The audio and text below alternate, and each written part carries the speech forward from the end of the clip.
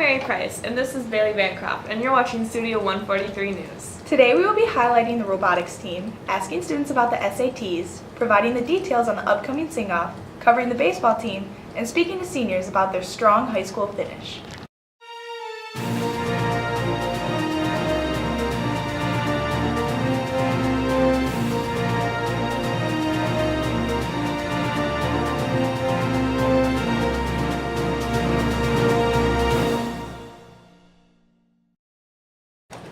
First, we have Lizzie Rennie with all the details on the robotics team.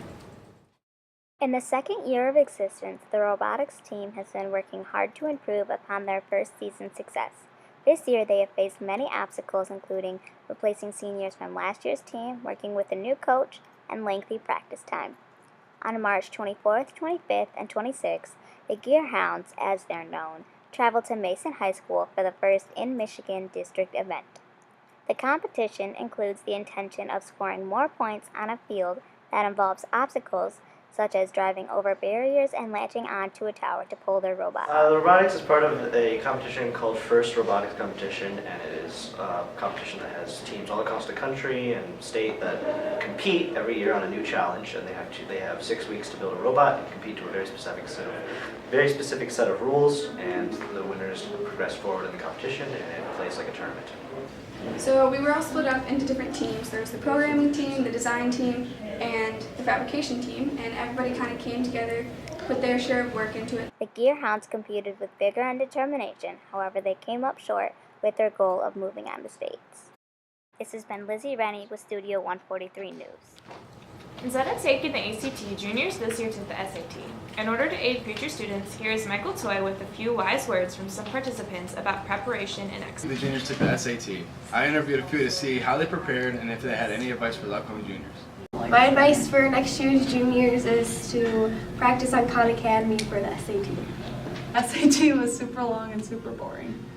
My advice for the upcoming juniors is to take lots of practice SATs and study now, starting now, because you can't study for this test like a month, like 2 days in front of it or something like that. Prepare for the SAT. I did practice questions, and then I just got a good night's sleep and ate breakfast. I prepared for the SAT by getting a good night's sleep, waking up, eating some waffles, watching PBS, and then trying to figure out some cheat ways I could do in the calculus. This has been Michael Toy with Studio 143 News. Now Miriam will introduce the superb abilities and talent of the annual sing-off. Preparations for the sing-off have been well underway. Last week, April 15th, the auditions for the sing-off were held in the choir room.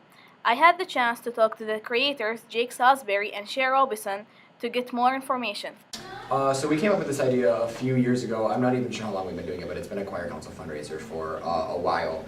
And basically it's just a concert where you can sign up for an audition with some of the members of choir council, and then the people that get in, basically it's kind of like American Idol. They sing for a panel of judges, which are like teachers and students.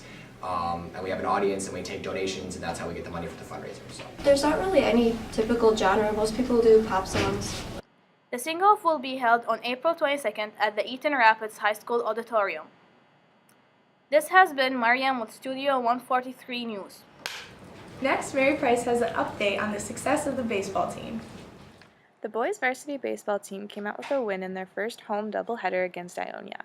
They led the first game 8-7 and then the second game 2-0 in just 5 innings. I interviewed some of the star players, Tyler Oberlin Scott and Van Acker, about their goals and hopes for the upcoming season.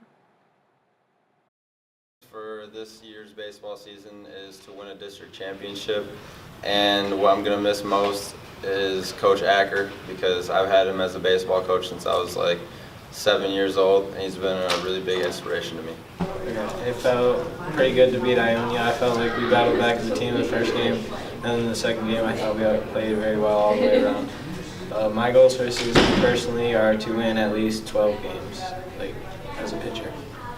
This has been Mary Price with Studio 143 News. The end of the year is approaching fast and senioritis is setting in. Bailey Bancroft will give us the scoop on how to identify the symptoms and properly cure this hazardous disease. The annual outbreak of senioritis is currently plaguing the halls and classrooms of Eaton Rapids High School.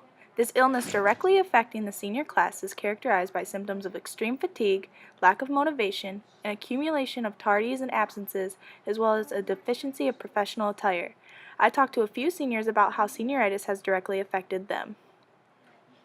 Senioritis has affected me a lot because I don't want to get up in the morning anymore to go to school. I don't have homework because I don't take hard classes. Senioritis has gotten to the point to me to where I don't want to wake up, I don't want to go to school, I don't do my homework, I don't do anything in my classes. I pretty much just play games on the computer, play games on my phone, do anything to pass the time that I can. I literally represent senioritis. I wake up at like 7, 10, like throw on whatever I could find and just roll out of the door. Aware of the detrimental condition, a few of ERHS faculty members offered up some helpful advice in combating the effects and finishing the school year strong. Combating senioritis. I think one good thing is to stay focused on your goal. Like, high school is just a stepping stone. Most of you have other plans, so bombing now can ruin those plans in the future. Forget that you're a senior. Get up every morning, study, do your homework. It all matters. It's difficult, obviously, to combat senioritis, so it's important to remember that this last part of your senior year helps develop the skills and the habits necessary to be successful in college. This has been Bailey Bancroft with Studio 143 News. Thank you for watching Studio 143 News. Be sure to tune in to our next episode.